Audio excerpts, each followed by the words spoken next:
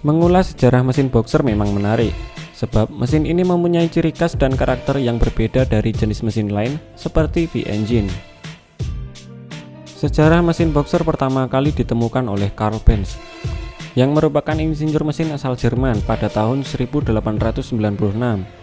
Sudah lebih dari 100 tahun, mesin boxer masih digunakan beberapa merek mobil terkenal seperti Subaru dan Porsche. Bahkan sampai saat ini, kedua merek tersebut masih terus mengembangkan mesin boxer di era mesin elektrifikasi. Kata boxer sendiri lahir muncul dari pergerakan piston yang menyerupai gerakan petinju yang sedang memukul lawannya. Mesin boxer memiliki nama lain flat engine. Berbeda dari mesin V-twin yang memiliki posisi silinder saling berseberangan dengan posisi sama-sama berdiri dan seolah-olah membentuk konfigurasi V. Mesin boxer menampilkan posisi piston berseberangan dengan posisi horizontal atau sama-sama rebahan.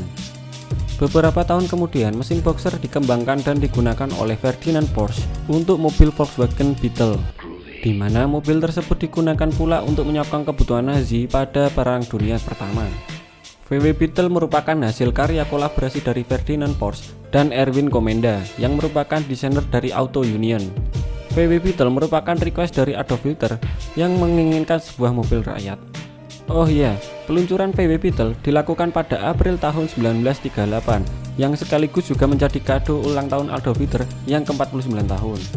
Seiring perjalanan waktu, mesin jenis boxer juga digunakan untuk mobil Porsche 365. Hingga sekarang, mesin boxer menjadi andalan jantung mekanis Porsche sampai saat ini. Desain mesin boxer tidak hanya digunakan oleh VW dan Porsche, namun merek mobil asal Jepang, yaitu Subaru, yang menyematkan pada mobil Subaru 1000 pada 1966.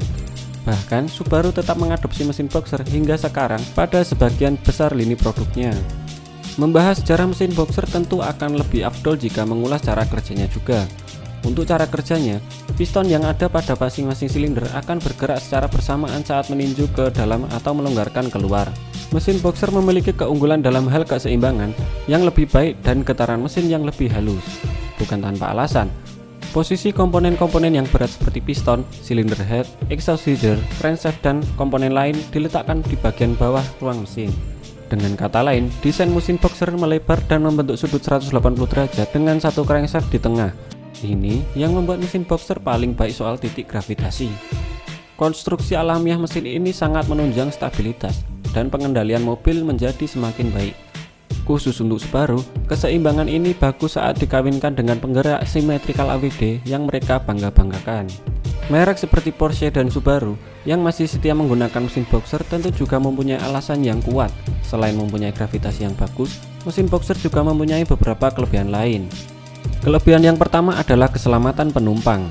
Apa hubungannya mesin boxer dengan keselamatan penumpang? Pertanyaan tersebut tentu akan muncul di benak kita. Ya, karena posisi dan konstruksi dari mesin boxer ada di posisi rendah, maka kemungkinan besar mesin akan terdorong ke bawah jika mobil mengalami tabrakan. Dan tentu saja hal tersebut bisa meminimalisir mobil terbakar. Kelebihan yang kedua adalah handling mobil lebih baik.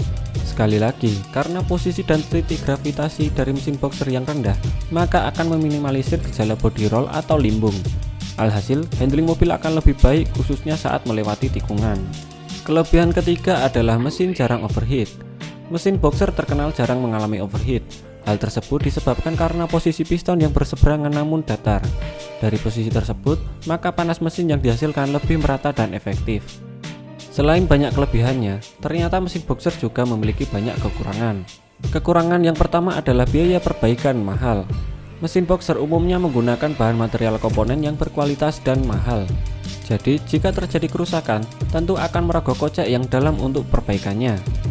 Kekurangan yang kedua adalah perbaikannya yang susah. Selain menggunakan bahan material yang bagus dan mahal, konstruksi mesin boxer terkenal dengan presisi yang tinggi. Sehingga jika terjadi kerusakan komponen di dalam mesin, perbaikannya tergolong susah alias tidak bisa sembarangan dihandle oleh mekanik. Kita ambil contoh, seperti penggantian busi. Karena posisi piston ada di bawah, tentu posisi businya juga ada di bawah. Tentu hal ini akan merepotkan saat menggantinya. Berbeda dengan jenis mesin V atau inline yang posisi piston dan busi ada di atas, otomatis penggantian busi akan lebih mudah. Kekurangan yang ketiga adalah mesinnya yang lebar.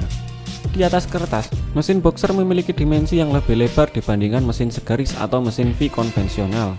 Hal tersebut tentu membatasi penggunaannya pada sasis yang lebih lebar. Kekurangan yang keempat adalah rentan terjadi kebocoran oli. Sekali lagi, posisi mesin yang rendah tentu akan beresiko pada hal-hal yang tidak diinginkan, seperti terjadinya kebocoran oli mesin.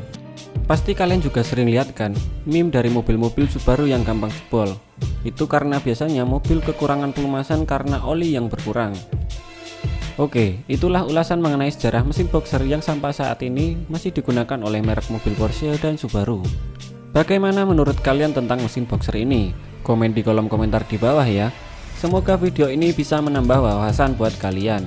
Like video ini jika kalian suka, dan subscribe channel ini agar kalian tidak ketinggalan tentang pembahasan otomotif selanjutnya. Gua Ijat pamit undur diri, see you in the next episode.